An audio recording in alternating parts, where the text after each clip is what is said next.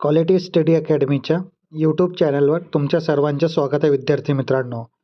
आज आपण MPSC combine पूर्व परीक्षा 2025 जे 4 जानेवारी 2026 आज पार पडली.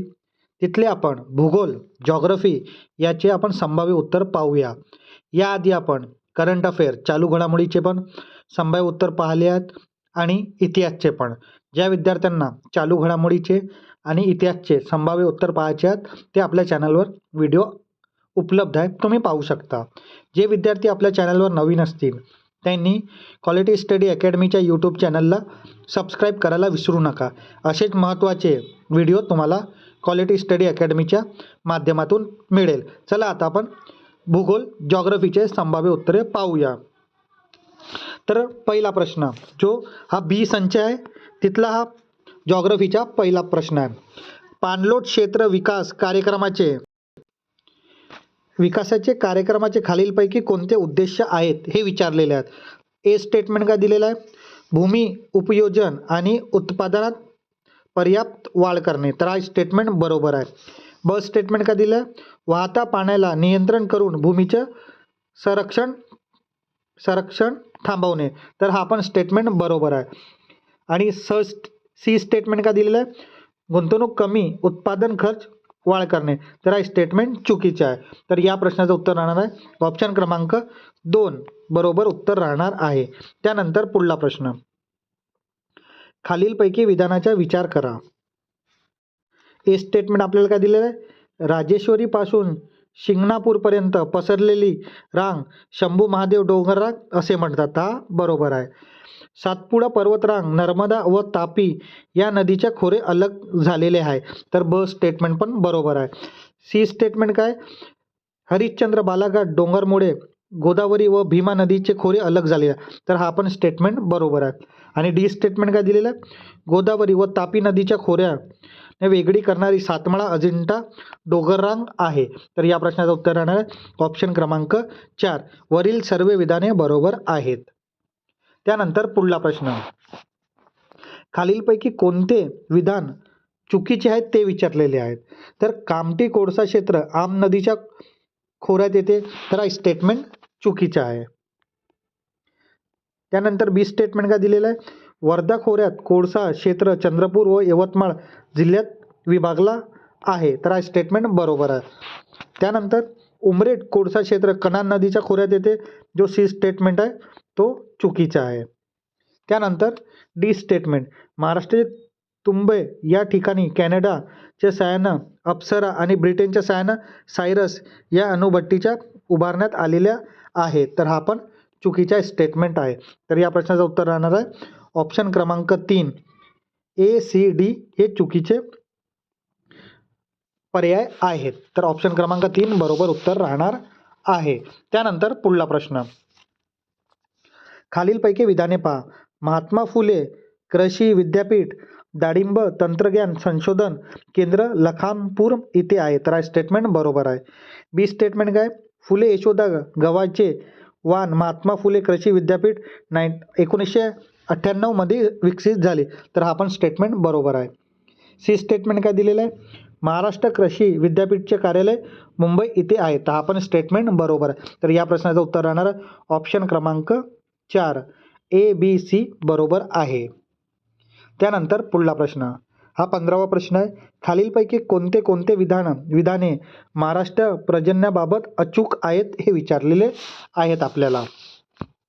तर पहिला स्टेटमेंट आपला काय, महाराष्ट्र पावसाळ्याच्या आरंभी पश्चिमकडून पूर्वेकडे वायुभार कमी होत जातो, तर हा स्टेटमेंट बरोबर आहे. त्यानंतर राज्यातील पर्जन्य वितरण प्रामुख्याने नैसर्गिक वनस्पती वितरणच्या वर अवलंबून असल्याचे आढळते, तर हा स्टेटमेंट चुकीचा आहे. त्यानंतर नैऋत्य मोसमी वारे घाट माथ्यावरून पूर्वेकडे जातात तेव्हा त्यांची बाष्पधारण शक्ती वाढते, तर आपण स्टेटमेंट चुकीचा आहे. डी स्टेटमेंट, विदर्भामध्ये पश्चिमकडून पूर्वेकडे पावसाचे प्रमाण वाढत जाते, तर हा स्टेटमेंट पण थोडा कॉन्ट्रोवर्शियल आहे, तर हा पण स्टेटमेंट चुकीचा आहे. तर या प्रश्नाचं उत्तर राहणार आहे ऑप्शन क्रमांक 1 फक्त अ. इथले काही स्टेटमेंट आता आपण पाहूया आयोग काय बरोबर देते. तर एक्सपेक्टेड उत्तर या प्रश्नाचं ऑप्शन क्रमांक 1 फक्त ए बरोबर आहे. त्यानंतर आपण पाहूया पुढला प्रश्न. खालीलपैकी कोणते विधाने बरोबर आहेत? आपल्याला हे विचारलेलं आहे. स्टेटमेंट काय दिलेलं आहे? वेतरणा आणि तानसा उल्हास नदीचे उपनद्या आहेत. हा स्टेटमेंट चुकीचा आहे. त्यानंतर बी स्टेटमेंट खानापूर पठाराच्या दक्षिणला कृष्णा नदीचे खोरे आहेत. हा स्टेटमेंट बरोबर आहे. तिसरा स्टेटमेंट काय दिलेला आहे? सी स्टेटमेंट मन्याड नदीचे खोरे गोदावरी नदीचे खोरे आहेत. तर हा स्टेटमेंट बरोबर आहे. तर या प्रश्नाचं उत्तर राहणार ऑप्शन क्रमांक 4 बरोबर उत्तर राहणार आहे. त्यानंतर पुढला प्रश्न. 2011च्या जनगणनेनुसार महाराष्ट्रातील खालीलपैकी कोणते 3 जिल्ह्यांमध्ये ऋणात्मक लोकसंख्येचा वृद्धी दर दर्शवलेले आहेत? तर या प्रश्नाचं उत्तर राहणार आहे मुंबई शहर, सिंधुदुर्ग आणि रत्नागिरी, म्हणजे ऑप्शन क्रमांक 2 बरोबर उत्तर राहणार आहे. त्यानंतर पुढला प्रश्न. खालीलपैकी विधाने विचारात घ्या. चिनाब नदी जोजिला खिंडाजवळ उगम पावते. तर हा स्टेटमेंट चुकीचा आहे. बी स्टेटमेंट काय दिलेलं आहे? रावी नदीचा उगम रोहतांग खिंडाजवळ आहे. तर हा स्टेटमेंट बरोबर आहे. त्यानंतर सतलज नदीचा उगम रकास तलावाजवळ होते. तर हा पण स्टेटमेंट बरोबर आहे.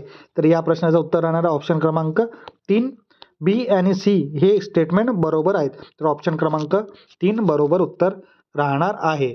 त्यानंतर पुढला प्रश्न. संचालक खनिज विभाग नागपूर यांच्या 2014च्या आकडेवारी प्रमाणे महाराष्ट्रात लोहा खनिजाचे साठे कोणत्या जिल्ह्यात अधिक आहेत? तर या प्रश्नाचं उत्तर राहणार ऑप्शन क्रमांक 3 गडचिरोली. तर या प्रश्नाचं उत्तर बरोबर राहणार आहे. त्यानंतर प्रश्न क्रमांक 20 हा आखरी प्रश्न आहे भूगोलचा. तर आपण हा जोड्या लावा या स्वरूपात आहे. तर मध्ये काय दिलं? CWG.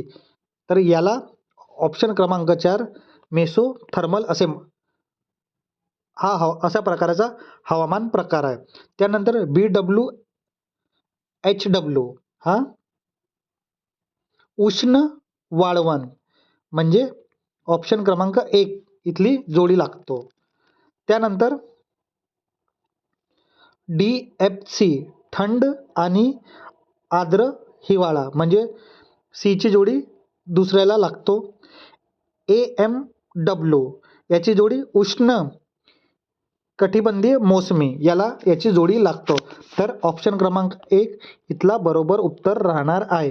तर एका साईडला कोपन हवामान आणि हवामानचे प्रकार ही आपल्याला जोडी लावायची होती. तर विद्यार्थी मित्रांनो, आता मग आपण आपल्या चॅनलवर जॉग्रफी भूगोल याचे संभाव्य उत्तर पाहिले. याआधी आपण इतिहास आणि चालू घडामोडीचे पण संभाव्य प्रश्न पाहिले आहेत. ज्या विद्यार्थ्यांना इतिहास आणि चालू घडामोडीचे संभाव्य उत्तर पाहायचे आहेत ते आपल्या चॅनलवर व्हिडिओ उपलब्ध आहेत, तुम्ही पाहू शकता. विद्यार्थी मित्रांनो, हा तुम्हाला जर व्हिडिओ आवडला असेल तर नक्की लाईक करा आणि शेअर करा आणि आपल्या क्वालिटी स्टडी अकॅडमीच्या यूट्यूब चॅनलला सबस्क्राईब करायला विसरू नका. धन्यवाद.